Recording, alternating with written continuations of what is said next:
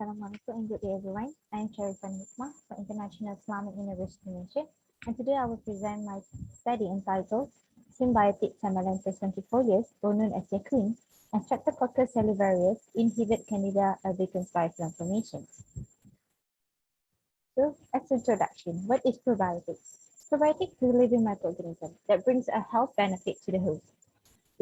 In a study found that probiotics can promote oral health, such as preventing periodontal illnesses, oral cavities, halitosis, and oral candidiasis. An example for probiotics is Streptococcus salivarius. It is an inhabitant of the human oral cavity and gut.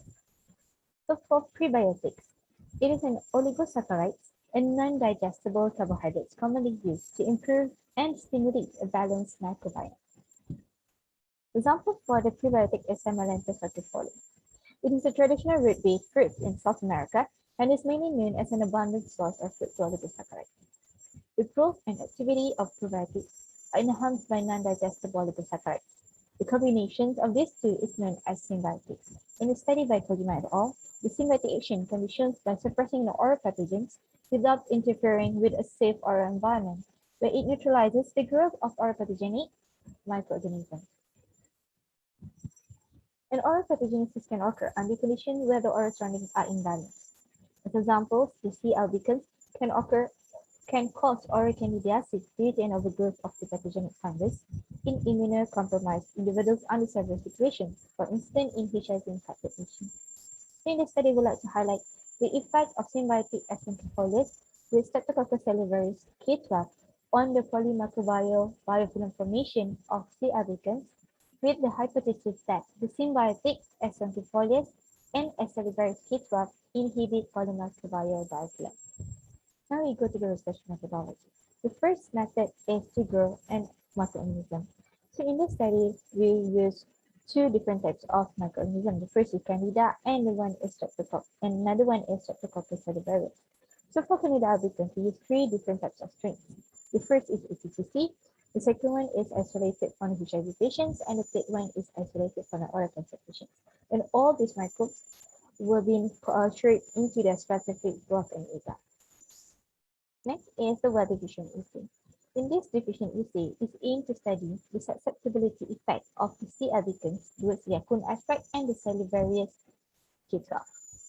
So to conduct this method, a C. albicans strain will inoculated on the male-hidden agar, and then a 5mm hole was made on the agar, and then add Streptococcus salivarius inside the hole, and the agar was incubated for 18 hours. After 18 hours, the zone inhibition was measured, and this step can be replaced by using by the Yacon extract to study the prebiotic effect of the Yacon.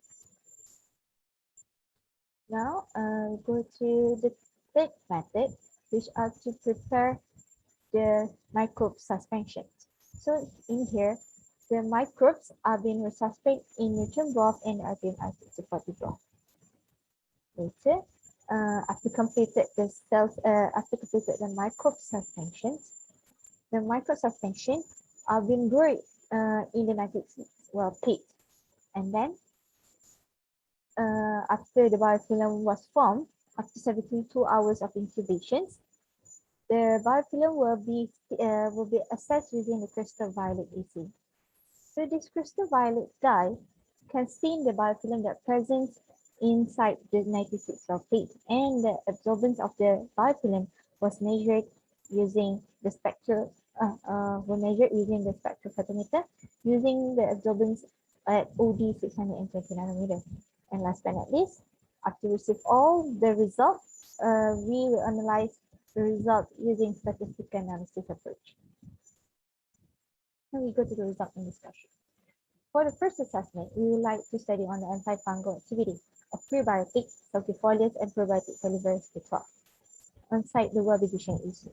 We found that the sonchifolius aqueous extract showed no antifungal activity against all C. albicans strains. Besides that, the C. albicans also resistance to its probiotic salivarius K12 supernatural.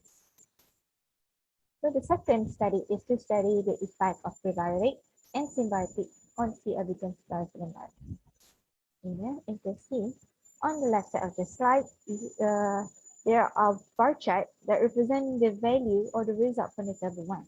So inside this table 1, we have two different variables, which is the different type use of media, nutrient broth and RPM 6040, and the biofilm formation from prebiotic and the synbiotic. Okay, now let's go through the prebiotic of Candida strain in the nutrient broth media. As you can see here, the ATCC strain in prebiotic inside the nutrient broth media shows significant difference with compared to the ASC3. So in this table, I label with the red asterisk on top of this ATCC bar chart and ALC3, and you can see here that the ALC3 in nutrient broth from the prebiotic shows higher biofilm biomass compared to the ATCC. Now, the next one is on the synbiotic. Here we can see that the ATCC shows significant difference with ALC2 in nutrient broth in symbiotic. So as you can see here, the ATCC that I label with the asterisk, the blue asterisk, and the ALC2 that I label with the blue asterisk in nutrient broth. So as we can see here, the ALC2 in nutrient broth shows higher biomass biofilm compared to the ATCC in nutrient broth.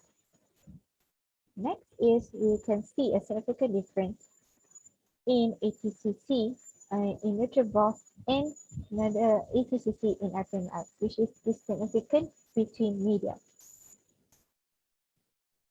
As you can see here on the bar chart, I labeled the ATCC in the nutrient broth with the red asterisk, and the ATCC in the RPMI on the other side with also with the red asterisk shows that there are significant difference present, and the ATCC in the nutrient broth shows higher biomass compared to the ATCC in RPMI 6040. The next significant difference is here we can see in ALC2 and in nutrient broth and ALC2 in RPMI. Here I label with a blue asterisk on top of the ALC2 in nutrient broth and ALC2 in RPMI 6040. So you can see here that in ALC2 in nutrient broth shows higher biofilm biomass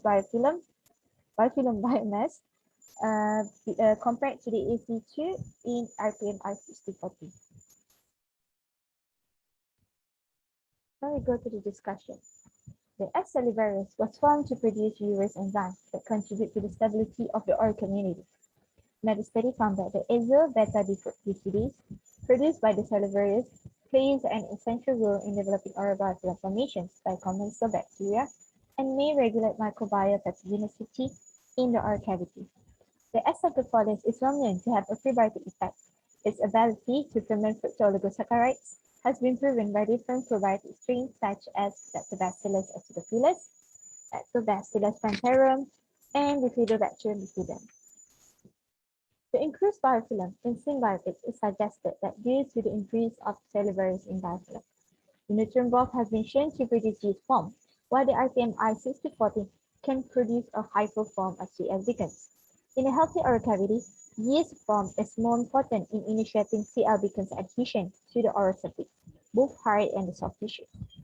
The symbiotic is more efficient in preventing C. albicans biofilm in the oral cavity. So I suggest that a further study is required to identify the distributions of microorganisms in this concept. In conclusion, the inhibition of symbiotic sonchifolius and salivarius on C. albica biofilm is media dependent. Thus, it has the potential as a natural anti-candidal or anti-biofilm agent that can be used in the coating of dental material. So here are the list of references for my presentation today. And with that, and thank you.